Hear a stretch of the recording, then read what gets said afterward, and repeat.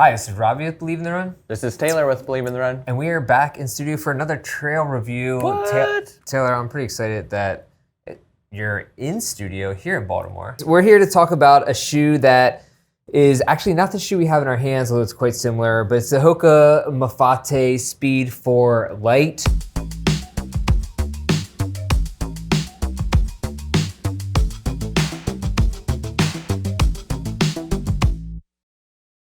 This is the original version of the Speed 4 Lite, which came out last year. This is the Hoka and Satisfy collaboration. Now there was the Mafate Speed 4. Yeah, for its time, it was a great shoe. Like, it has become the Hoka trail shoe, I would say. Away from the Speed Goat, away from some of the other models, it's their best performing all around trail shoe these days, I would say. Yeah, and so the Lite version is, as you can imagine, a lighter version of that. And so we got the Satisfy one came out last year. Now this was kind of a pretty hyped collab between the two brands. In fact, this shoe sold out pretty much immediately. It's been on StockX for like twice of what it originally sold for. Been very hard to find or keep in stock. The good news is that they've now released wide release version, the Mafate Speed 4 Lite, not a Satisfy version, just pretty much the exact same thing. Yeah. Now you've run in the Satisfy version. Yeah, the Satisfy version that we have in hand here. Overall, like, it gives you everything you love from the Mafate Speed 4, which is gonna be, you're gonna get protection. You got a really solid fit that's gonna work for a lot of different terrain, got good grip, like everything you kind of want in a trail shoe to go short or long. Like, a lot of people are using it for their 100-mile shoe or their daily shoe. So you get all that, but like you said, in a much lighter, more technical package. Yeah, so there's only a couple minor differences between the Satisfy version and now the wide release version. And really it's only one difference, which is the laces. So the Satisfy version has these, what would you call them? I forget which term is copyrighted or trademarked, but there's speed lace, quick lace, I think it's speed lacing. Yeah, at any rate, it's just a lacing system that you can pull tight and secure with this little tab. Essentially a very quick and easy way to get a dialed fit. And that's what it gives you, for sure. So let's start with the upper. The upper here is a translucent mesh / ripstop upper. It's, I had to say, my foot, and for the record, I didn't put enough miles in this to give this a full review, so I'm kind of here for the background details. I feel like I can comment on the fit, which I felt was very snug and secure throughout. Yeah. Whereas a lot of Hoka shoes can be, I don't know, they just sometimes feel like they might have too much room, too narrow in the toe box. I feel like depending on the model, for sure. But I felt the same. Like, this took what was already a fairly secure fit and made it a little more secure, because this upper is much more of a technical fabric.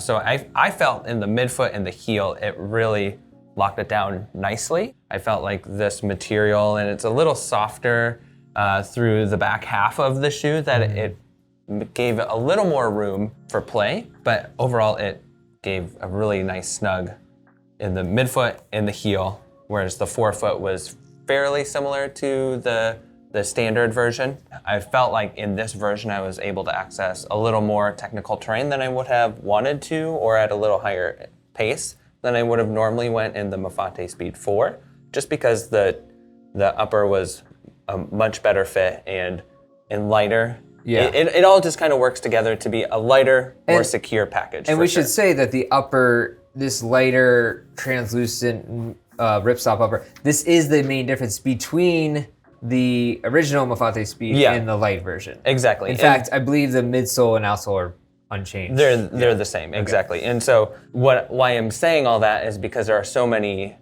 runners who have gotten the Mafate Speed 4 but want something that's a little more performance oriented, and that's exactly what this is. Gotcha. And so I get that from this upper, for sure. So let's get into some of the other details. We got the ProFly Plus midsole, which is Hoka's lightweight, bouncier EVA. It's a step above the ProFly. How do you feel? How did you feel that was on the run? Yeah, I felt like it gave you what you wanted from a Hoka shoe, where there are some models lately that haven't been given that. The Mafate Speed 4 Lite still gives you the cushion, still gives you the protection.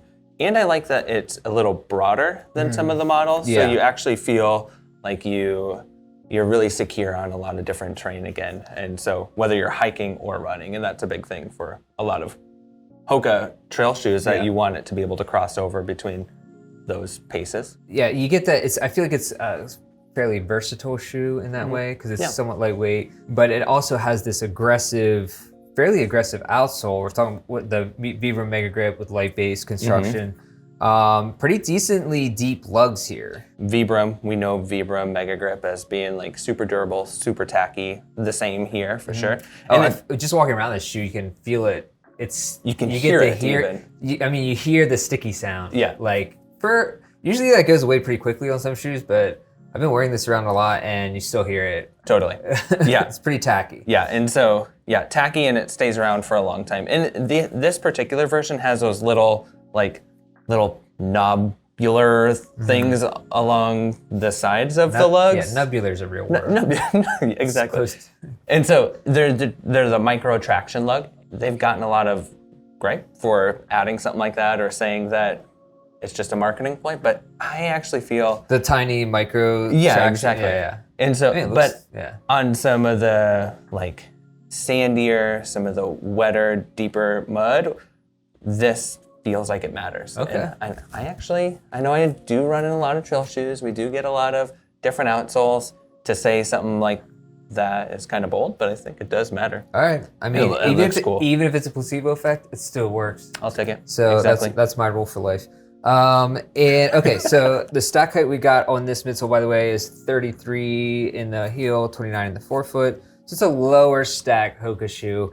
I think that I put it in the moderate stack category for sure. Yeah, but when you're talking Hoka, especially road at least. Yeah. That's pretty much. Well, and then the Tecton X3 is at that 40 millimeter and above. So yes, but it's a lower. You get a little bit more ground feel. Totally. Than some of the other Hoka shoes. Yep.